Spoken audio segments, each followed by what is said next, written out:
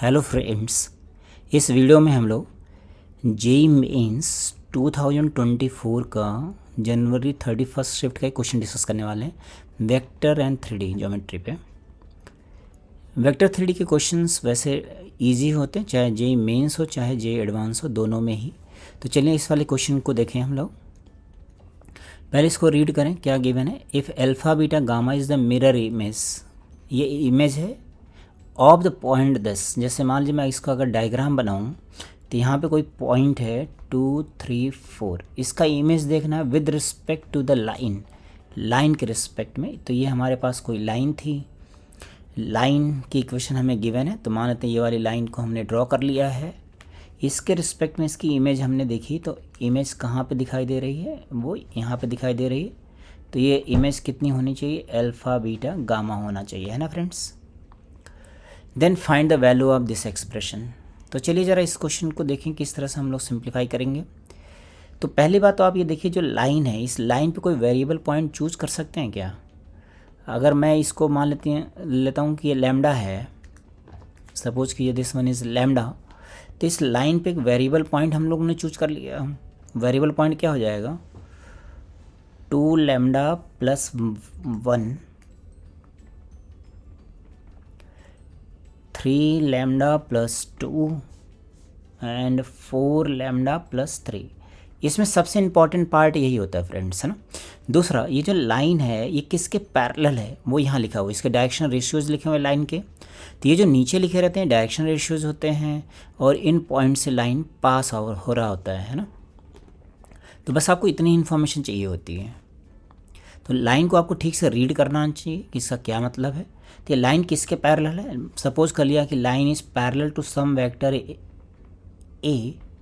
विच is 1, 2, 3। देखिए ये 2, 3, 4 इसके पैरेलल है, तो यहाँ पे लिख देंगे हम लोग 2, 3, 4। आप इसको एंगल ब्रैकेट्स में भी लिख सकते हैं, और इसको ऐसा भी लिख सकते हैं 2i cap plus 3j cap plus 4k cap भी लिख सकते हैं, है ना फ्रेंड्स।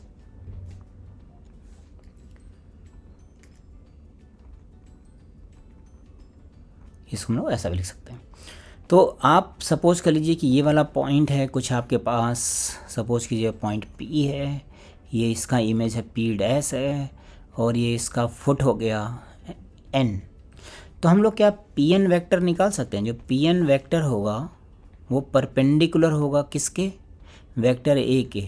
अगर ये दोनों परपेंडिकुलर हैं तो Pn vector dot vector A क्या होना चाहिए, 0।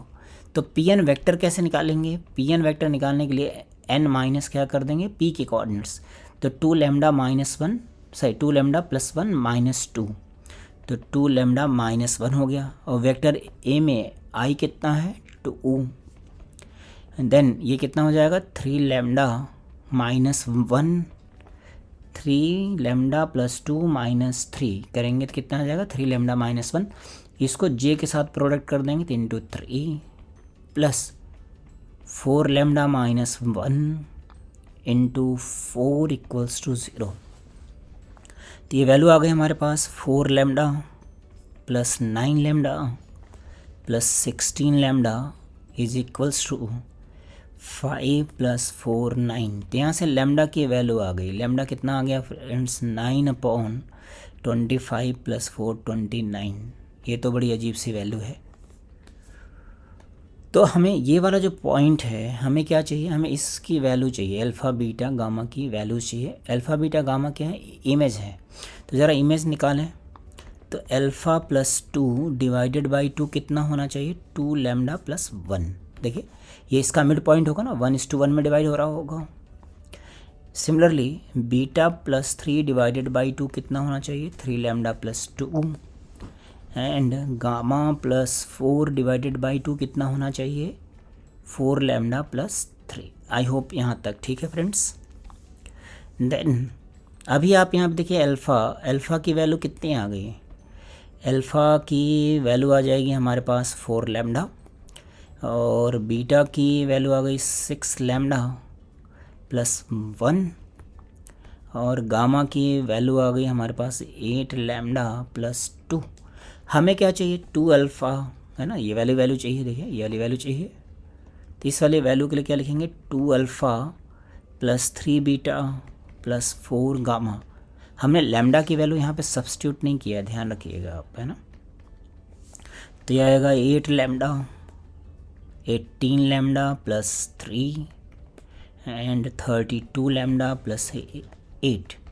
तो 8 प्लस 3 11 और 32 plus 8 40 40 plus this one is 58 lambda plus 11। अभी आप लैम्डा की वैल्यू यहाँ पे सब्स्टिट्यूट कर दीजिए, ठीक है। तो आपने लैम्डा की वैल्यू डाल दिया, लैम्डा की वैल्यू कितनी हो गई थी, 58 इंटू 9/29 प्लस 11, तो 29 से ये कैंसिल आउट हो जाएगा, 18 प्लस 11 कितना हो गया, 29 हो गया, है ना। यही आंसर हो गया फ्रेंड्स। तो आपने देखा ना, ये क्वेश्चन ईजी है, इसमें बहुत ज़्यादा कैलकुलेशन भी नहीं है और बहुत ज़्यादा कॉन्सेप्ट्स भी यूज़ नहीं होते, मतलब इसको आप इजीली क्रैक कर सकते हैं। आई होप समझ में आया होगा फ्रेंड्स। Okay, thank you.